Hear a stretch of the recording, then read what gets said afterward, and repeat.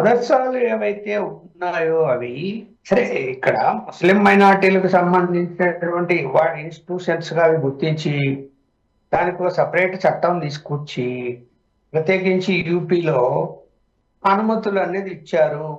అంటే ఎయిడెడ్ పాఠశాలలుగా, అంటే ప్రభుత్వ నిధులతో నడిపేటువంటి ప్రైవేట్ పాఠశాల, నాట్ ప్రభుత్వ పాఠశాల. ఎయిడెడ్ అంటే ప్రైవేట్ సంస్థకి ప్రభుత్వ నిధులు ఇవ్వడంతో వాళ్ళు నడుపుకుంటారు. కంట్రోల్ ప్రభుత్వం మీద ఏమి ఉండదు. అయితే ఏంటి, యాక్ట్ ఏదైతే ఉందో మదర్సా ఎడ్యుకేషన్ యాక్ట్, సమాజ్వాదీ పార్టీ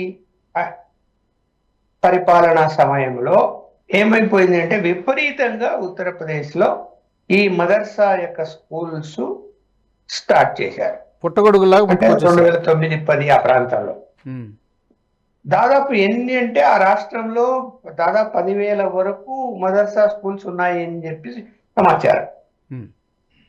అంటే మరి ఆ 10,000 యొక్క స్కూల్స్ కి ఫండింగ్ అంతా కూడా రాష్ట్ర ప్రభుత్వం కదా. ఫండింగ్ అంటే ఎలా ఉంటది, సపోజ్ ఒక 10 మంది ఉపాధ్యాయులు ఉన్నారు, ఉపాధ్యాయుల శాలరీస్ గవర్నమెంట్ ఇవ్వాలి. అలాగే అక్కడ బిల్డింగ్ కట్టుకున్నారు అనుకోండి, గవర్నమెంట్ ఇవ్వాలి. గవర్నమెంట్ అంటే ప్రైవేటు గవర్నమెంట్ రెండు ఉంటారు, కానీ ప్రైవేట్ భాగస్వామ్యం తక్కువ ఉంటుంది, గవర్నమెంట్ భాగస్వామ్యం ఎక్కువ ఉంటుంది. అలాగే ఫర్నిచరు ఇతర సౌకర్యాలన్నీ కూడా కల్పిస్తారు ప్రభుత్వ సొమ్ముతో. ప్రైవేట్ భాగస్వామ్యం అనే పేరుకు వాళ్ళు మదర్సా ట్రస్ట్ అని చెప్పేసుకొని ఏదో 10%, 20% మేము ఖర్చు పెట్టినామని చెప్పి చెప్తారు తప్ప యాక్చువల్గా అంతా ప్రభుత్వం నిధుల నుంచి అవి జరుగుతాయి. జరుగుతూ ఉన్నప్పుడు ఇక్కడ ఎడ్యుకేషన్ సిస్టంలో సరే ముస్లిం మైనార్టీలు అంటే ఖచ్చితంగా వాళ్ళ భాష ఉర్దూ అనుకున్నాం.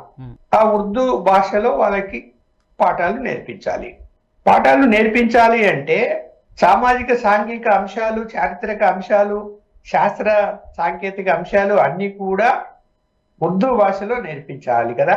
మనము మామూలుగా మనం గవర్నమెంట్ స్కూల్కి వెళ్ళినా ప్రైవేట్ స్కూల్కి వెళ్ళినా కూడా మనకు సబ్జెక్టులు అన్నీ ఉంటాయి. సాంఘికము, సామాన్యము, తెలుగు, ఈ విధంగా సైన్స్ ఇట్లా ఉంటాయి. మనం ఆ సబ్జెక్టులు తీసుకొని చదువుతాం, మ్యాథ్స్ ఇవన్నీ. అక్కడ ఏమైపోతుందంటే వాళ్ళు ఎంతసేపు ఉన్నా కూడా మతానికి ప్రాధాన్యత ఇచ్చి, ముస్లిం మతానికి మిగతా పక్కన పడేసి, ఇప్పుడు అతను సామాజిక దృక్పథంతో ఉపాధ్యాయులు చెప్పాలి, అలాగే స్టూడెంట్ కూడా సామాజిక బాధ్యతతో తయారు కావాలి అంటే అన్ని నేర్పించాలి. ఇక్కడ భారతదేశ చరిత్ర ఏంటో చెప్పాలి, అలాగే సైన్స్ అంటే ఏందో చెప్పాలి, మ్యాథ్స్ అంటే ఏందో చెప్పాలి. ఇవన్నీ బోధిస్తే కదా అతను సమాజంలో బతుకుతాడు. రేపు వెళ్ళి ఇప్పుడు ఇన్ఫర్మేషన్ టెక్నాలజీ కంప్యూటర్ సిస్టమ్, ఆ కంప్యూటర్ సిస్టంలోకి రావాలి అంటే ఇప్పుడు లేటెస్ట్ టెక్నాలజీ అతనికి తెలవాలి.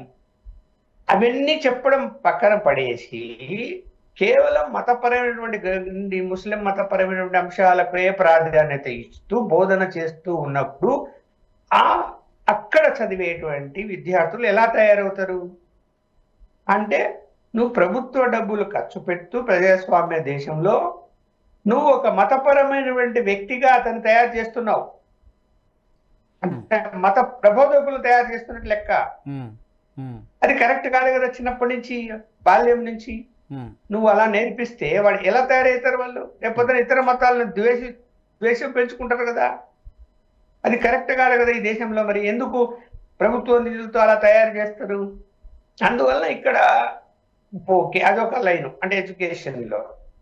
రెండో లైన్కి వచ్చేసరికి ఫేక్, అంటే అక్కడ స్కూల్ ఉండదు, ఏముండదు, విద్యార్థులు ఉండరు, టీచర్ ఉండదు, ఉపాధ్యాయులు ఉండరు. ప్రభుత్వము అక్కడ ట్రస్ట్ అని పెట్టుకుంటాడు, వాడు స్కూల్ అంటాడు, ఈ నిధులన్నీ దానికి పోతాయి. ఆడు ఒకరో ఇద్దరు ఆ డబ్బులు జోబులు వేసుకొని కూర్చోడు. ఇప్పుడు ఆడ 10,000 పైగా మదర్సాలు ఉంటే ఒక జిల్లాలోనే 700 పైన మదర్సాలు ఉన్నాయి అంటే మరి ఏం చెప్పాలి? ఒకే ఒక జిల్లాలో అందులో వెరిఫై చేస్తే మరి 313 పైన బోగస్ అని తేలింది వాటిల్లో. మరి ఎంతవరకు కరెక్ట్ ఇది? ఎక్కడ ఆ అడ్రస్ ఇప్పుడు సిట్ సంస్థను వేసి యోగి ఆదిత్యనాథ్ గారు దర్యాప్తు జరిపిస్తున్నారు. దర్యాప్తు జరుపుతున్నప్పుడు 313 మదర్సా స్కూల్ అనేవి కనిపించడం లేదు, అడ్రస్లో లేవు. అక్కడ పోతే ఏవో వేరే ప్రైవేట్ బిల్డింగులు, వ్యాపారాలు ఇవన్నీ కనిపిస్తున్నాయి. అంటే ఆన్ పేపర్ మీదనే ఇన్ని సంవత్సరాలుగా 2008 ఎవరు కాజేసినట్టు వాళ్ళెవరు వాళ్ళందరూ బయటికి రావాలి కదా. కాజేసిన వాళ్ళని 100 కోట్లకు దుర్వినియోగం జరిగినట్టు కనిపిస్తున్నది కదా. అది ఒక జిల్లాలోనే, ఇంకా మొత్తం రాష్ట్ర వ్యాప్తంగా దర్యాప్తు చేస్తున్నారు. ఇంకా చాలా బయటకు వస్తాయి. 10,000లో ఎన్ని బయటకు వస్తాయి చూడాలి. మరి ఇది కరెక్టా? దీన్ని సమర్థిస్తారా రాజకీయ నాయకులు? సమాజ్వాదీ పార్టీ పెంచి పోషించింది వాటిని ఇవాళ సమర్థిస్తుందా? స్కూలే లేకుండా, విద్యార్థులే లేకుండా, అక్కడ భవనాలే లేకుండా, ఉపాధ్యాయులు లేకుండా వాడిని ప్రభుత్వ నిధులు కాజేయడం అంటే ఎంతో ధైర్యం ఉండాలి అది చెప్పండి ముందు. ఇప్పుడు 10 మంది విద్యార్థులు ఉంటే 40 మంది విద్యార్థులని ఏదో పేర్లు రాసేసుకొని, పక్కింటోళ్ళ పేర్లు ఆ పేర్లు ఈ పేర్లు రాసుకొని స్కూల్లో 40 మంది ఉన్నారని చెప్పి ఆ 40 మందికి బిల్డింగ్ కట్టామని చెప్పి, ఉపాధ్యాయులు 4 ఉన్నారని చెప్పి రాసుకుంటున్నారు. అంటే అదొక, అసలు బిల్డింగే లేదు, విద్యార్థులు లేరు, ఉపాధ్యాయులు లేకుండా నిధులు డ్రా చేస్తున్నారంటే, అది ప్రభుత్వ నిధులు డ్రా చేస్తున్నారంటే ఎడ్యుకేషన్ డిపార్ట్మెంట్ కళ్ళు మూసుకొని నిద్రపోయిందా? పరిపాలన ఎవరిదైనా ఉండండి, ఏ పార్టీదైనా, అంత దారుణం జరిగితే మాట్లాడలేని పరిస్థితి. ఓటు బ్యాంక్ కనీసం వాటిని తనిఖీ చేయాలంటే కూడా ఎవరికి ధైర్యం లేని పరిస్థితి నాకైతే కనిపిస్తున్నది. ఎందుకు తనిఖీ చేయలేదు మరి? తనిఖీ కూడా చేయలేని పరిస్థితి. అంత భయమా? అంటే మేము ఒక మతానికి సంబంధించిన వాళ్ళం కాబట్టి మేము ఏం తప్పులు చేసినా కూడా మా జోలికి రాకూడదు అనేటువంటి పద్ధతిలో కొనసాగుతుంది. ఓటు బ్యాంకు కోసం రాజకీయ పార్టీలు వాళ్ళ జోలికి పోకుండా ప్రభుత్వ నిధులు తినేసి కూర్చోండి అని చెప్తారా? ఈ తతంగము సిస్టంలో కూడా అది కరెక్టా? ఈ వ్యవహారము ఇప్పుడు కొత్తగా కాదు. 2008, 2009 సంవత్సరం నుంచి, అంటే సమాజ్వాదీ పార్టీ రూలింగ్లో ఉన్నప్పటి నుంచి కూడా జరుగుతోంది. ఈ ఒకటి మీరు చెప్పినటువంటి పాయింట్, ఇంపార్టెంట్ పాయింట్, ప్రజాధనం, ప్రజల డబ్బు ఎవరెవరి చేతిలో నిధుల దుర్వినియోగం జరుగుతోంది, నెంబర్ 1. ఇంకొకటి పెద్ద ఆందోళన కలిగించేటువంటి విషయము, అక్కడ కొన్ని మదర్సాల్లో జరుగుతున్నటువంటి యాక్టివిటీస్ ఆందోళన కలిగిస్తున్నాయి. వాళ్ళు ఎలాంటి విద్యను బోధిస్తున్నారు అనేది ఒకటి. కొన్ని అయితే కొన్ని స్లీపర్ సెల్స్ లాంటి వాళ్ళకి, లేకపోతే శరణార్థులకి, లేకపోతే అక్రమ చొరబాటుదారులకి షెల్టర్లుగా మారిపోయి మరొక రకమైనటువంటి ఉగ్రవాద కార్యకలాపాలకు ప్రత్యక్షంగానో పరోక్షంగానో ఊతమిచ్చేలాగా వ్యవహరించడం అనేది అన్నిటికంటే పెద్ద థ్రెట్. అది ఒకటి, నిధుల దుర్వినియోగం అనేది ఒకటే ఫస్ట్ పాయింట్. ఎంతకంటే పెద్ద ప్రమాదం ఇంకా అక్కడ ఏమి యాక్టివిటీస్ జరుగుతున్నాయి అనేది దాని మీద చాలా స్ట్రిక్ట్గా విచారణ జరగాల్సిన అవసరం ఉంది. దేశ విద్రోహ చర్యలకు పాల్పడేటువంటి వ్యక్తులకు వాళ్ళు అక్కడ షెల్టర్ ఇస్తున్నారు అనే ఆరోపణలు కూడా వస్తున్నాయి. అంటే ఇతర దేశాల నుంచి వచ్చేటువంటి తీవ్రవాదులకు కూడా వాళ్ళు షెల్టర్ ఇస్తున్నారు అక్కడ అనేటువంటి ఆరోపణలు వస్తున్నప్పుడు ఇది చాలా సీరియస్ మ్యాటర్. దేశ భద్రత కదా, పక్కన పెట్టాలి. అసలు అది కాదండి, దేశ యొక్క అంతర్గతము భద్రత.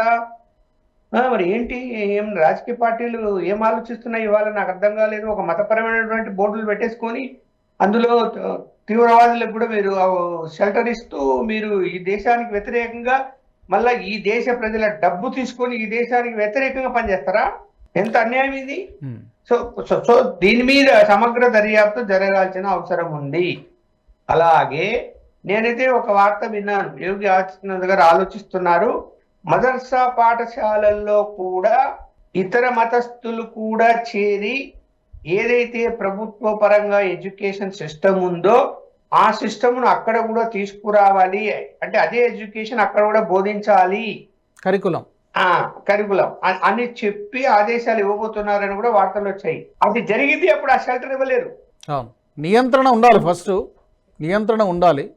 తర్వాత మీరు అన్నట్టుగా మిగతా పాఠశాలల్లో, ప్రభుత్వ పాఠశాలల్లో ఏ విధమైనటువంటి కరికులం అమలు చేస్తున్నారో దానికి సరిసమానంగా అక్కడ కూడా విద్యాబోధన జరగాలి. అంతే కదా మరి. అక్కడ చదువుకునేటువంటి విద్యార్థి అతనికి ఇస్లాం మతం తప్ప నాకేం తెలియదు, నేను అదే చదువుకుంటాను, ఇస్లాం మతం ఏం చెప్పింది, మహమ్మద్ ప్రవక్త ఏం చెప్పాడు, నేను అవే నేర్చుకుంటాను అంటే అతను ఆ విద్యార్థి సమాజంలో దేనికి పనికి వస్తాడు రేపు? ఇవాళ మనం స్కూల్కి వెళ్ళి కాలేజీకి వెళ్ళి చదువుకుంటున్నామంటే అతను సామర్థ్యాన్ని బట్టి అతను మంచి ఉద్యోగం సంపాదించుకొని జీవనోపాధి కల్పించుకొని ముందుకెళ్తాడు అనే కదా చదువుకుండేది. డాక్టర్ కావాలా, ఇంజనీర్ కావాలా, లేదంటే నేను సైంటిస్ట్ కావాలని ఎందుకు చదువుకుంటారు అక్కడ? అలా కాకుండా అంటే కేవలం మతపరమైన అంశాలనే నేను చదువుకుంటాను అక్కడ అంటే బయటకు వచ్చిన తర్వాత ఏం చేస్తాడు అతను? ఎలా తయారవుతాడు అతను? సమాజానికి ఉపయోగపడేది తయారవుతాడా? అతనికి ఉద్యోగాలు ఎలా వస్తాయి? ఏం చదువుకున్నాడు ఉద్యోగాలు ఇస్తారు? అందువల్ల అక్కడ మీరు అన్నట్టు ఏంటంటే 12వ తరగతి లోపల సుప్రీంకోర్టు కూడా దాని మీద ఏదో విచారణ జరిపిస్తారు. మామూలుగా చైల్డ్ ప్రొటెక్షన్ యాక్ట్ ఉంది, ఎందుకంటే ఆ స్కూల్ ఉన్న పిల్లగా మూసేస్తే ఆ పిల్లల భవిష్యత్తు ఏంటి, వాళ్ళ ఎడ్యుకేషన్ ఏంటి అనేది కూడా సుప్రీంకోర్టు పరిగణలోకి తీసుకున్నట్టు అనిపిస్తున్నది. తీసుకోవాలి కూడా, కాదని చెప్పడం లేదు.